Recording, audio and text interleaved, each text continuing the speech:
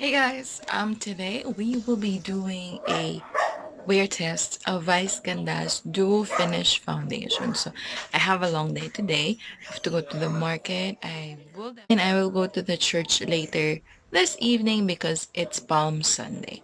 So I will proceed with the demonstration and then start the day with you guys. See ya!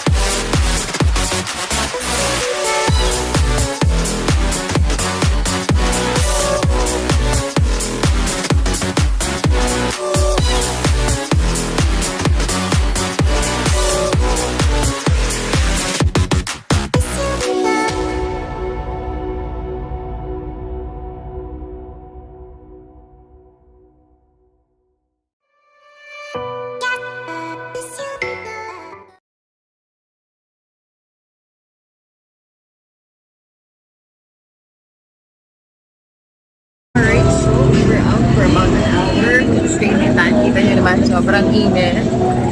Nakapamili na ako. And it's now 9:30.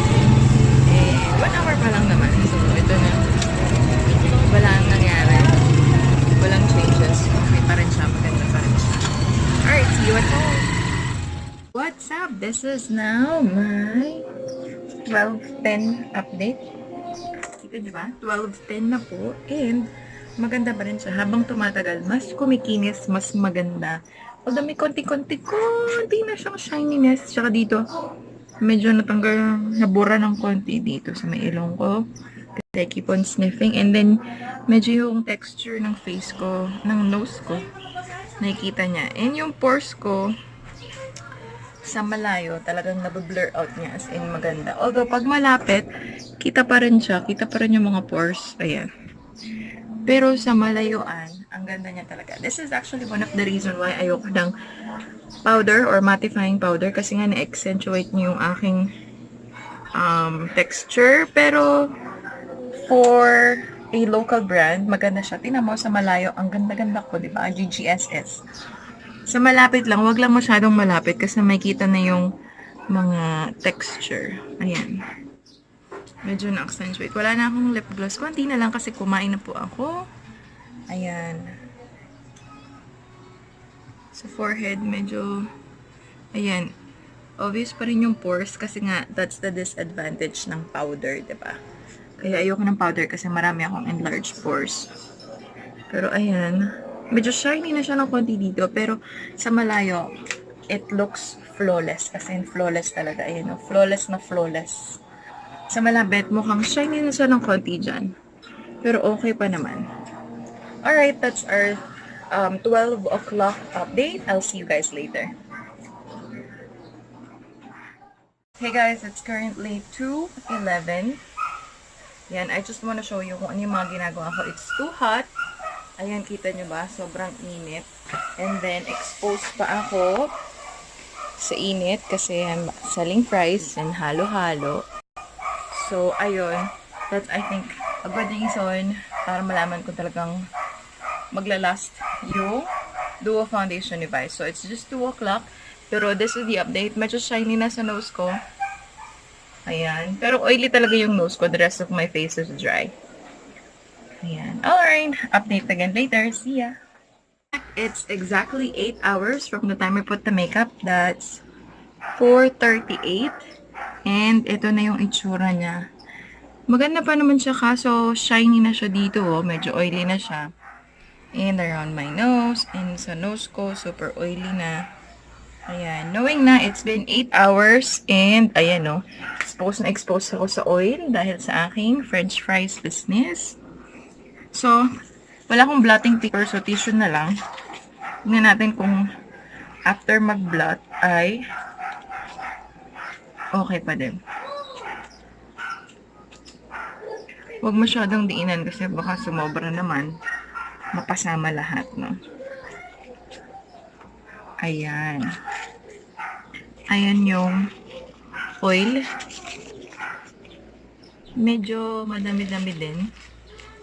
And very, very minimal yung transfer. As in, konti lang yung nag-transfer. So, maganda. And after i-blot, okay naman siya ulit.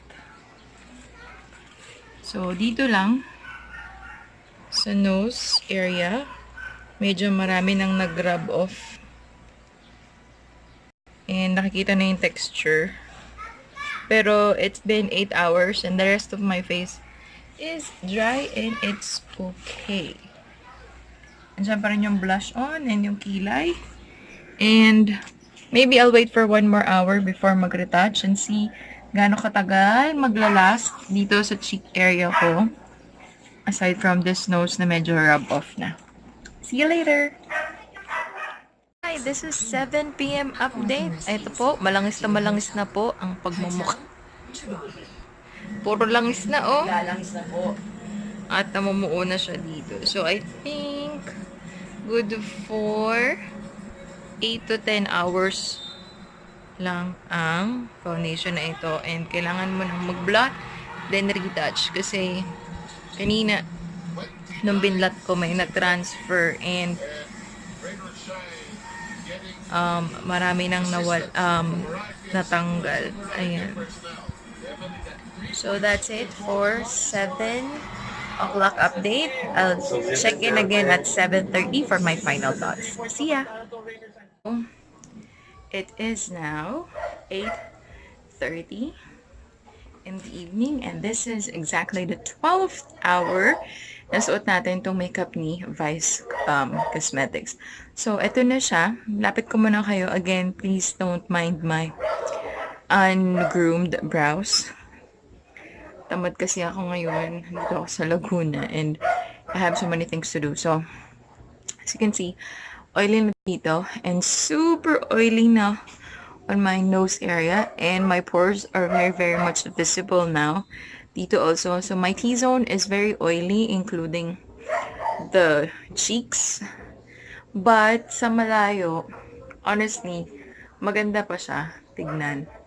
So kung magbo-blot kayo, I think after 8 hours you really have to blot, or 8 hours pa lang kailangan nyo na mag-blot and then mag-retouch na kayo. This powder is really flawless looking and buildable. Nakita nyo naman sa video demo earlier na twice ko siyang in-apply or binuild up ko siya up to medium full coverage. And yes, natakpan naman niya yung mga redness ko. And yun nga lang, on the 6th hour, I think 6th or 4th hour, 6th hour, medyo nare-remove na yung nandito sa ilalim ng aking nose kasi nga I keep on sniffing. And then, dito, na-accentuate na yung texture ng aking nose kasi kaka-suction ko lang ng blackheads from my nose. That's why may mga texture siya. And then, yun lang naman. Hindi tayo nag-primer. Moisturizer lang yung ginamit ko kanina and sunscreen. And yun, so far so good. So for 12 hours na walang retouch, ganyan kadami yung oil na makukuha mo. I think kahit tissue lang yung gamitin mo for blotting, okay na siya. So, let's proceed with the rating, no? So, for availability, it's a 5 out of 5. Available na siya sa mga Vice Cosmetics kiosk in the mall and in Lazada and Shopee as well. For the price, 245 pesos, it's really a good quality powder. I must say, makukompare ko siya sa isa pang na-try ko before, which is Revlon. I forgot what was the actual name of that. Lagi ko na lang dito, insert ko yung actual name ng Revlon powder na yun, which is something I super love during the time na super oily pa ako. Ngayon kasi combination to oily na lang ako. Ito na lang talaga yung super oily sa akin. If you've been following me for almost a year now on all of my foundation reviews, ito talaga yung main concern ko. But the rest of my face is normal to dry na kasi meron akong ginagamit na product for my skincare. And I actually prefer having a dewy finish makeup. That's why I like it when my skin is normal to dry. Ano ba? Packaging. Packaging is so nice. The mirror is very decent. Sobrang ganda niya. And it's big enough for you to be part of your carry pouch na kahit powder lang dala mo and lipstick when you're doing retouch. Very convenient. Kasyang-kasya siya sa small pouch. And what else?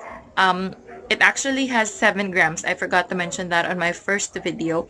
And I think that's good enough because that also lasts for 24 months if I'm not mistaken. So that's a good amount. That's a 5 out of 5 for me for the packaging. And what else? For the coverage, it is actually 5 out of 5 for me kasi it did not promise to be full, medium full coverage. It only says buildable. And the fact that it did not claim to be something it's not, that's a 5 out of 5 for me kasi it prefers to deliver rather than promise. So it's a 5 out of 5 for me because it's buildable and it's very versatile. You can use it as a powder using a brush, using a dry sponge, and also a damp sponge. So it's a 5 out of 5 for me for the quality and for the coverage. And now for the finish, the longevity. For the longevity, I think it's 5 out of 5 for me as well. Bakit? Kasi it did not promise to last a certain or specific number of hours, but it is definitely long lasting. For me, again, as you've noticed on on most of my foundation reviews, always 8 hours lang kasi to be honest with you, majority of the foundations should only last or can actually last for 8 hours without retouch, without blotting. And for me, 8 hours earlier, na dito lang talaga sa tip of my nose nag-oil, that's definitely a good job for Vice Cosmetics. So that's a 5 out of 5 for longevity. What else? Um, can I rate from this? I think basically that's it. Longevity, coverage, availability, packaging. For its claim that it's blurring, it's definitely blurring. I'm giving it a 5 out of 5 for the promise that it's really blurring. Actually, it's really flawless looking. As in, super flawless. The more na nagtatagal siya sa face mo, the more nagiging flawless looking yung foundation sa face mo. And then, it also says there na um, buildable. It is definitely buildable up to medium full coverage. And what else is the other one? Buildable for filling. And no, buildable, buildable, blurring, and oil control. Alright, so for the oil control, I'm giving it a 4 out of 5. I've never actually given a 5 out of 5 rating for oil control kasi almost all of the foundation that I've tried, talagang hindi siya tumatagal sa face ko. But this one, I'm giving it for 4 out of 5 even if it's a powder foundation because talagang hindi super obvious yung pag oil up niya. Madali siyang i-correct kasi i-dump mo lang siya ng oil sheet or oil control sheet or tissue, magiging okay na siya. So, if you're gonna ask me what's my rating for this foundation, I'm giving it a 4.5 out of 5 rating. It's definitely must try and a must have, especially this summer here in the Philippines. It will definitely be useful for all those hot summer days, and also ngayon na marami tayong mga events or marami tayong outing na very less yung time para tayo ay mag-touch up. It is really, really a must-have ngayong summer. And I hope nakatulong tong video na to sa inyo to know if this foundation is something that is worth the hype and also worth the 245 pesos na price. For its price, it's 5 out of 5. It's very, very affordable. And it is definitely good quality foundation. Alright, so thank you so much for watching and I hope you enjoyed this video. Please do not forget to like and subscribe and also share this video to your friends para mas marami pa tayong matulungan. So I'll see you on my next video. Goodbye!